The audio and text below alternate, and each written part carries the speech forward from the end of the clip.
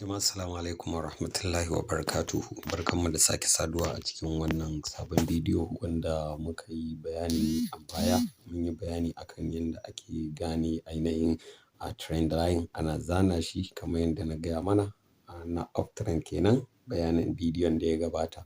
So yau kuma insha Allahu za mu yi bayani akan ainihin downtrend ma'ana trend ɗin da yake tafiya ƙasa wanda shi za mu zo mu yi bayani a baya. To yanzu zan tafi ainihin whiteboard ɗina saboda na fara nuna mana abubuwan mu yi sauraro lafiya.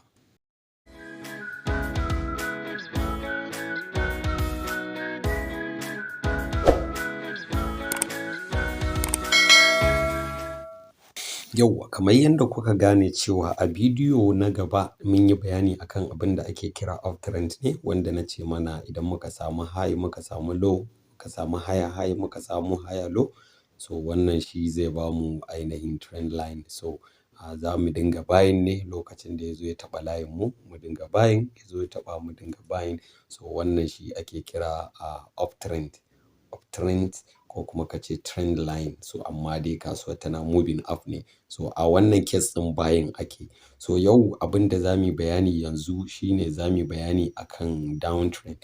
So mu gane bambancin shi downtrend, shi kasuwa tana ƙasa daga word down ana nufin kalmar ƙasa take yi kenan. Shi kuma up ma'ana tana yin sama kenan. Kuma dama a baya na gaya mana kasuwa ba ta wuce motsi guda uku, ko dai tana sama ko tana ƙasa ko tana ranging.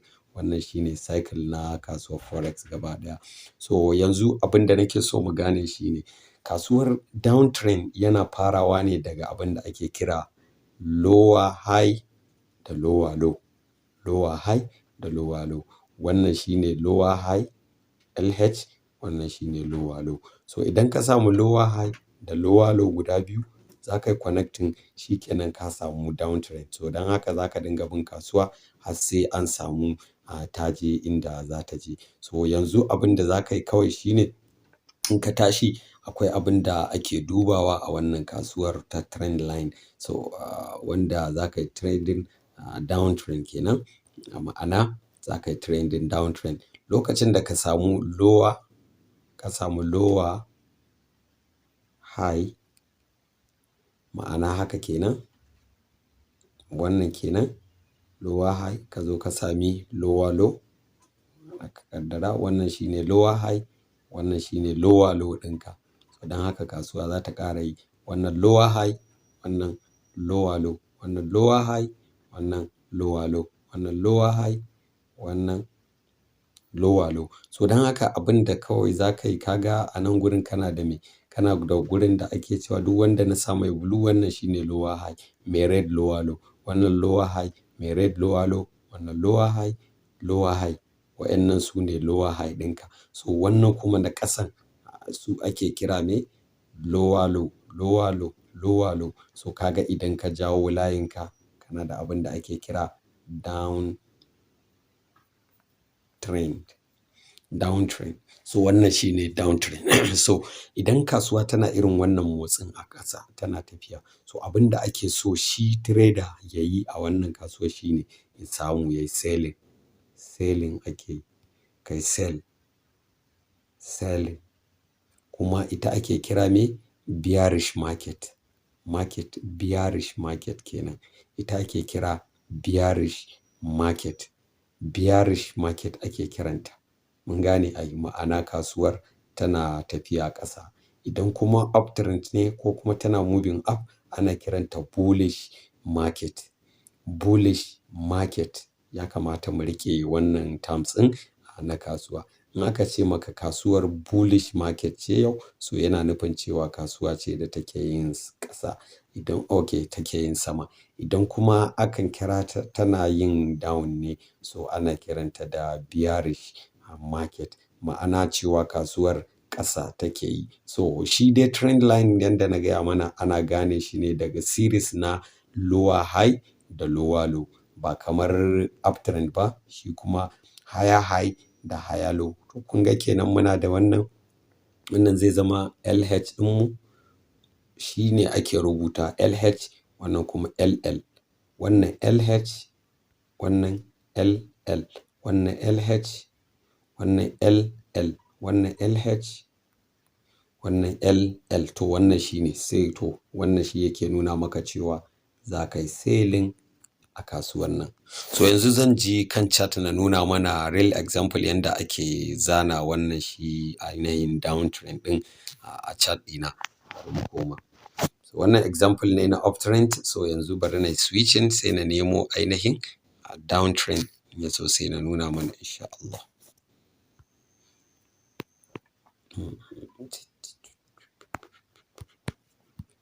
Bari mu koma ainihin gani ko za mu samu a nan.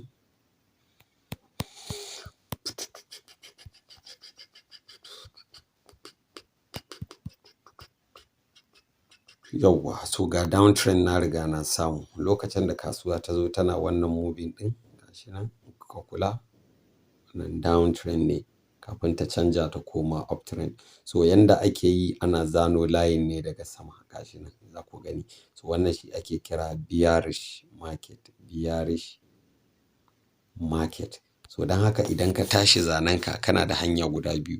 Ko dai kamar yadda shi line chart ka zo ka zana line ka, ka jawo line ka trend line ɗinka don ya tafi daidai. Ko kuma ka bar shi a ainihin candles ɗinka saboda wick, sai ka yi including wick saboda wicks ɗin a lower time frame shi ma a lower time frame shi ma yana nuna me shi ma price ne a gurin. So don haka kun ga muna da how many touch? Muna da 1 touch, 2 touch, 3 touch sai aka yi breaking. So wannan ba mu samu abin da muke nema ba. Bari mu koma wani. Yauwa, so ga perfect example nan za mu same shi a gold. In kuka kula Euro USD yana ta downtrend ne. Gashi nan muna da downtrend a Euro USD. So abin da kawai za mu yi yanzu za mu zo mu ce to za mu iya fara trend line ɗinmu daga nan gurin. Za mu iya zana shi. Kun ga nan gaba ɗaya trend line ne. So shi ne abin da za mu yi. To za mu zo mu ɗauko tsinken mu sai mu zana, sai mu jawo shi nan, mu jawo shi, mu jawo shi. So kun gani kenan a nan mun riga mun samu ainihin trend line kuma downtrend. Wannan shi ne trend line kuma me down trend, bearish market ko movement. Wannan shi ne bayani akan downtrend.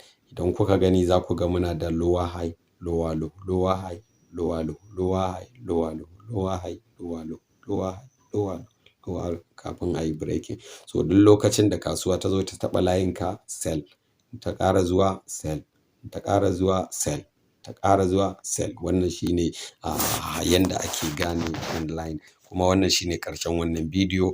Sai mun haɗu a bidiyo na gaba insha Allahu. Assalamu alaikum wa rahmatullahi wa barakatuhu.